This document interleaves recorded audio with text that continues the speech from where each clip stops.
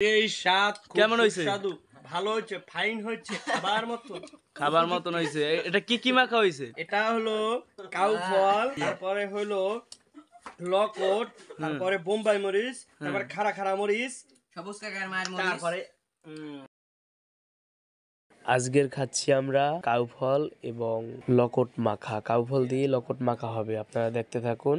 Cow ফলের উপরের ছোলাটা ছেলে নিতে আসি, তারপরে ভিতরের আটিটা বের করতে আসি, তারপরে কাউ ফলের ভিতর আবার লকট গুলো কুচিয়ে লকট দিতে আসি। সবকিছু করা শেষ। এখন আমরা আবার সরিষার তেল, লবণ, বোম্বাই মরিচ এগুলো মাখা করতেছি। মেখে তারপরে কাউ ফল আর লকটের ভিতর দেব। সবকিছু দেওয়া আমাদের শেষ। এখন আমরা ভালো করে কাউ ফল এবং লকটটা মিক্স করতে হইবে, চটকাইয়া ভালো করে, তারপরে মিক্স করে, তারপর সবার মাঝে পরিবেশন করব।